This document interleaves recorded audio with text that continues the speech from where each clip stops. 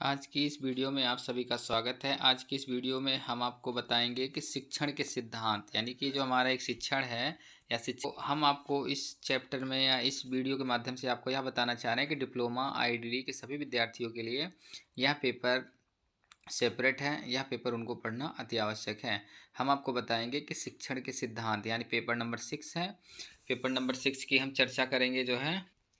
इससे पहले वाले में हम यूनिट फर्स्ट हमने कवर किया है और यूनिट 1.2 जो है शिक्षण के सिद्धांत है। शिक्षण सिद्धांत क्या होते हैं उसके बारे में हम आपको बताना शुरू करेंगे। इसमें मेन जो है 4 शिक्षण सिद्धांत होते हैं जिसके बारे में हम एक एक करके एक्सप्लेन करेंगे। पहला है शिक्षण सिद्धांत कहते क्या हैं। यह है कि हर मानसिक रूप से अक्षम बच्चा एक दूसरे से अलग होता है तथा उसके व्यक्तिगत निर्देशन की आवश्यकता होती है तथा इन बच्चों को शिक्षण प्रशिक्षण दिया जाता है तब हमारे मानसिक मस्तिष्क में कुछ आधारभूत सिद्धांत का जन्म होता है, जिसमें हम दिशा निर्देश के बारे में सबसे पहले बात करते हैं कि हमें अगर किसी बच्चे को पढ़ाना है तो उसमें पहला पॉइंट हमें क्या होगा या किस चीज़ को ध्यान में रखते हुए हमें उनकी सिलेबस को पढ़ाना होगा। तो सबसे पहला होता है सरल से कठिन, यानी कि कोई भी एक्टिविटी सिखाना तो उसके उस एक्टिविटी के अंतर्गत हमें निम्न बातों का ध्यान रखना होगा। उसमें सरल से कठिन यानी कि हमें ऐसी एक्टिविटी को सिखाना होगा सबसे पहले जो बहुत ही आसान हो और जहाँ से बच्चे को इंटरेस्ट हो सीखने में, और वो हर चीज़ से वहीं से शुरुआत करें जहाँ से उसको सीखने में आसानी हो। जैसा कि लिखा भी हुआ है, आप लोग पढ़ के समझ सकते हैं और एक बार मैं भी बता देता हूँ।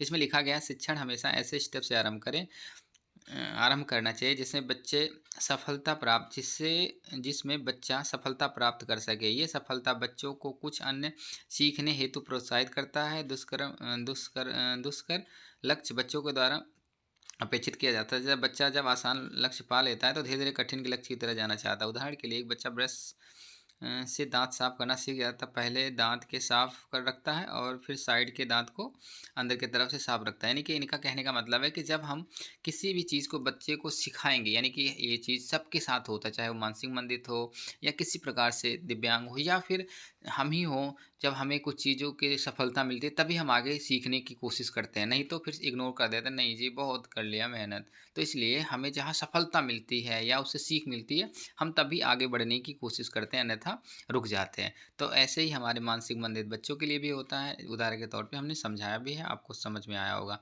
मैं आशा करता हूँ आपको पहला पॉइंट समझ आया होगा। दूसरे पॉइंट में है ज्ञात से अज्ञात, यानी कि जो हम बात करते हैं ज्ञात से अज्ञात, इसमें हम पढ़ के बता दें फिर इसको समझा देते हैं आपको, जिससे आपको समझने में आसानी हो।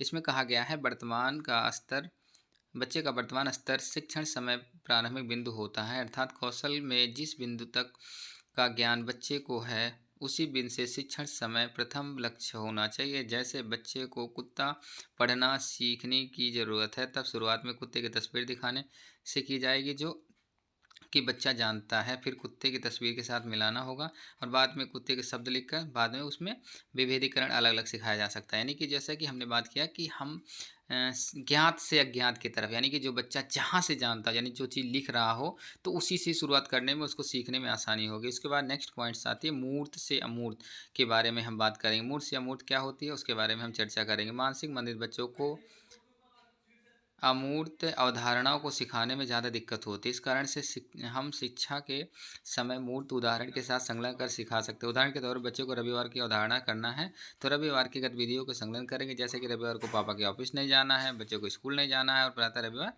सीरियल आता है, या ऐसा कुछ करके हम दिखा सकते हैं। यानी कि जो भी एक्टिविटी हो जिसमें उनको पहले से जानकारी हो या लीगली हम उसके बारे में बात करें, हाँ जी इस दिन की वजह से आज ऐसा हो सकता है। तो और नेक्स्ट पॉइंट्स है संपूर्ण से अंश की ओर। कोई भी बच्चा आरंभ करते समय संपूर्ण से परिचित कराई जानी चाहिए। जैसा कि शरीर के विभिन्न अंगों के बारे में बताने से पहले क्या हम ये नहीं बताते कि स्वयं क्या है। ये आदमी है, इसके बारे में, इसके बाद ये इसकी आँखें हैं, इसका सिर है। ठीक उसी प्रकार से संपूर्ण शब्दों को परिचित कराना चाहिए, बाद में उसके अक्षरों से परिचित कराना चाहिए। जैसे मान लीजिए हमने आपकी ये बॉडी है, ये इंसान है, समझ गए, लेकिन उसके पार्ट्स पार्ट्स तब सिखाएंगे जब वो बॉडी के बारे में अच्छे से जान जाएगा। क्योंकि एक एक पार्ट पढ़ाएंगे, अगर पहले छोटे छोटे पढ़ाएंगे फिर वो समझे हो क्या रहा है। यानी कि अगर उसकी बड़ी चीज़ें पहले बता देंगे तो उसको आसानी हो जाएगा उस चीज़ को समझने में और सीखने में। आगे इन्हें कह रहे हैं कि उपरोक्त 4 आधारभूत सिद्धांतों को किसी भी प्रकार का शिक्षण देते समय याद रखनी चाहिए। जब शिक्षक शिक्षण विधि का निर्णय लिया जाए तब इस बात का विशेष ध्यान दिया जाता है कि चारों नियम लागू हो रहे हैं या नहीं। शिक्षण को प्रभावी बनाने हेतु शिक्षण विधि में सुधार या परिवर्तन जरूरी हो जाता है।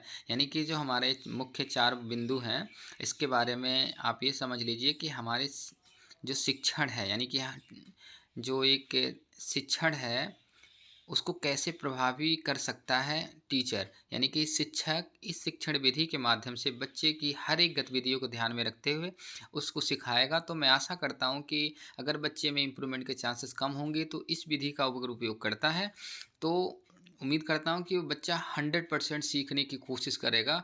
तो हो सकता है मान लो 2-4% ऊपर नीचे होकर के वो सीखने की मतलब बेहतर रिजल्ट प्राप्त कर सकता है।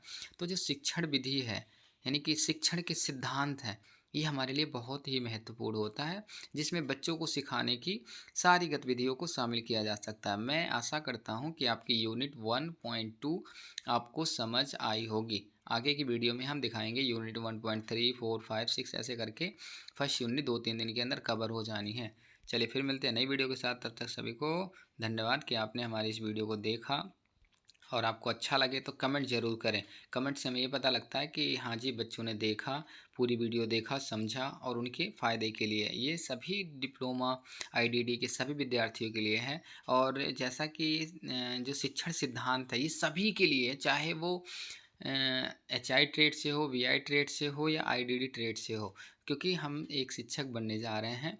तो उस दौरान हमें ये पता होना चाहिए कि हमारा मेन गुण क्या होना चाहिए, हमारे गुण आ रहे हैं या है नहीं है, या ऐसे कैसे पढ़ा रहे हैं। तो ये सारी चीज़ें आपको क्लियर होना चाहिए। अगर ऐसा नहीं होता है तो शायद कहीं ना कहीं आपको समस्याओं का सामना भी करना पड़ सकता है। इसलिए आपको यह नियम, ये 4 महत्वपूर्ण नियम है, इसके बारे में आपको जानना बेहद ज़रूरी है। मैं आशा करता हूँ आपको इस वीडियो में बहुत सारी जानकारियाँ प्राप्त होंगी। चलिए फिर मिलते हैं, तब तक सभी को धन्यवाद।